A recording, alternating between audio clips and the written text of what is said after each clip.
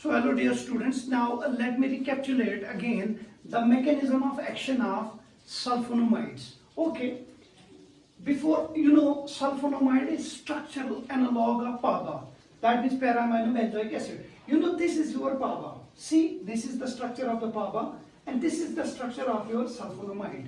Okay, sulfanilamide. This is somewhat structurally similar. Now, what is going to happen? These two are the substrate for the enzyme dihydropteroid synthase. There is one enzyme which is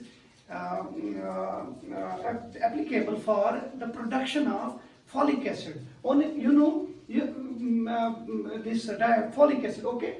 Now, this is the structural analog of each other.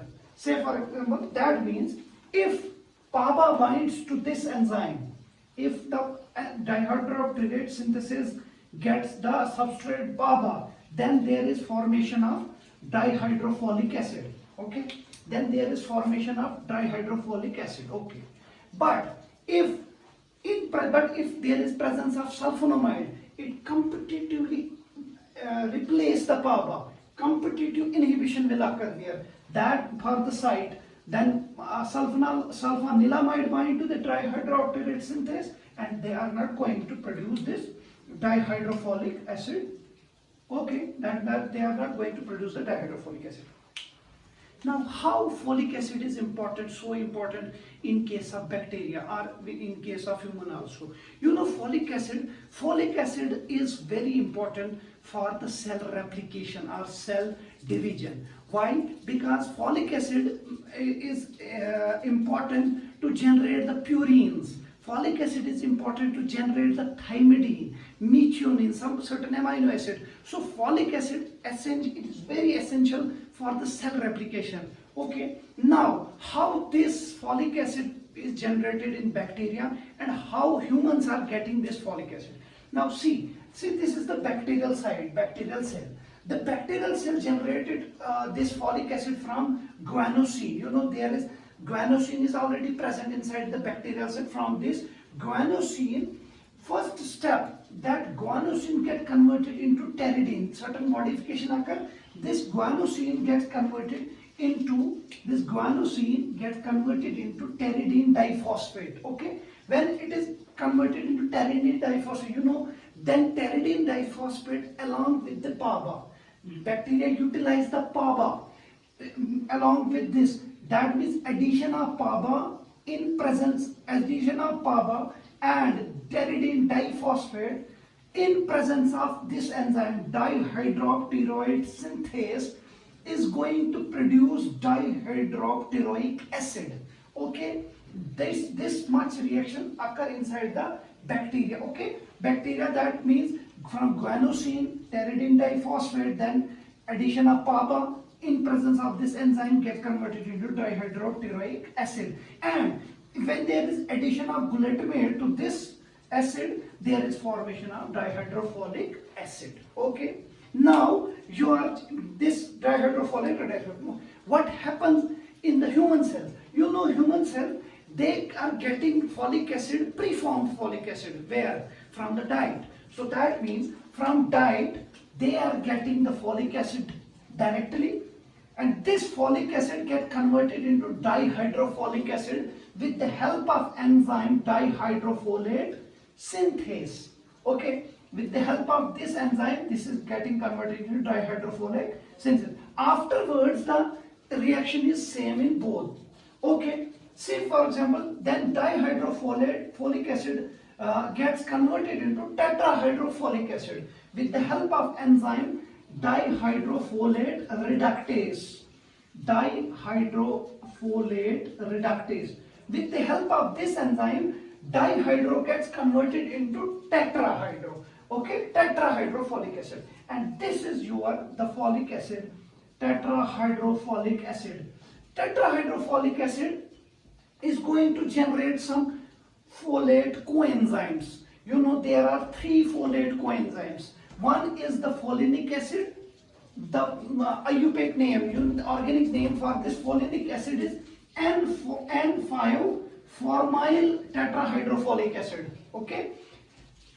The other one is methylene tetrahydrofolic acid. And third folate coenzyme is formyl tetrahydrofolic acid.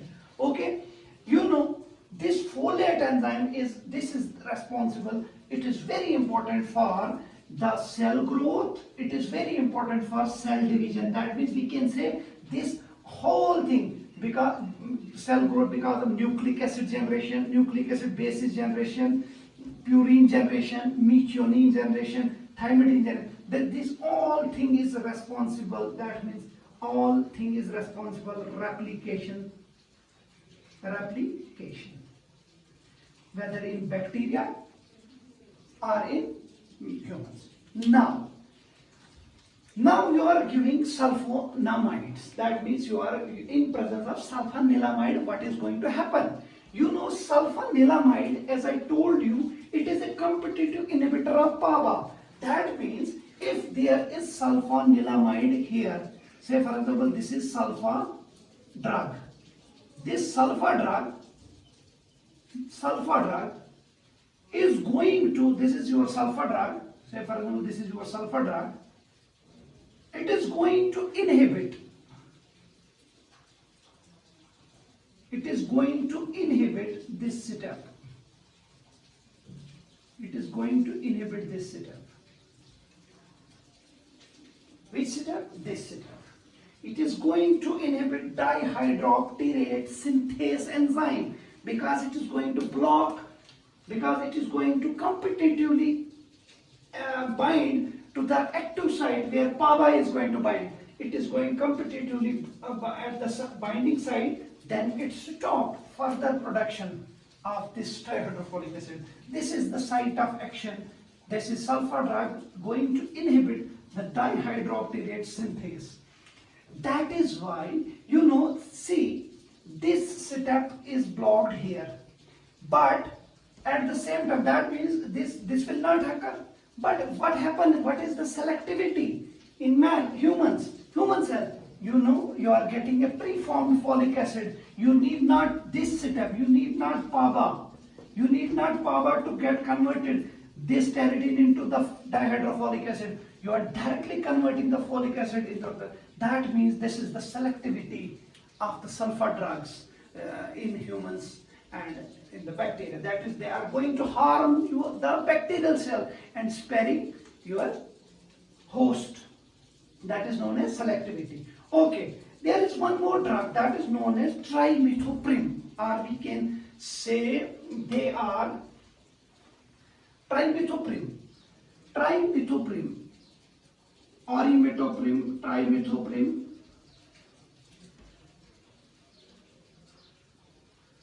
You know what these drugs are going to do? They are going to block this enzyme. When they are going to block this enzyme, dihydrofolate reductase, that means they are sequentially going to block. This is called sequential blockade. Say for example, in bacterial cell, when you are giving the combination, you know, as I told you that when you are giving sulfur drug alone, then this combination is static. Okay, number one. Number second, when you are giving the end alone, their combination is static.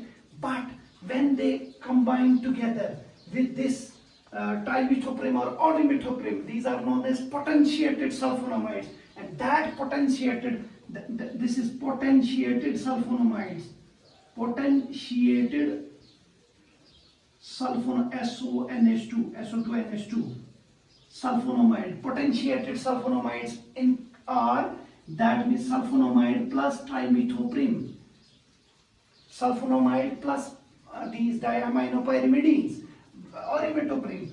This combination is Siddle combination. Okay, the combination is Siddle. And what they are going to do? They are going to block sequentially. In bacteria, they are going to block sequential blockade of this formation of the folic acid, and the combination is potentiated sulfonamide, combination is Siddle, and even we can say the interaction of sulfonamide with this dihydropyrimidine, this trimethoprim or imidacloprid is synergistic. Okay, this is all about the mechanism of action of the sulfonamides.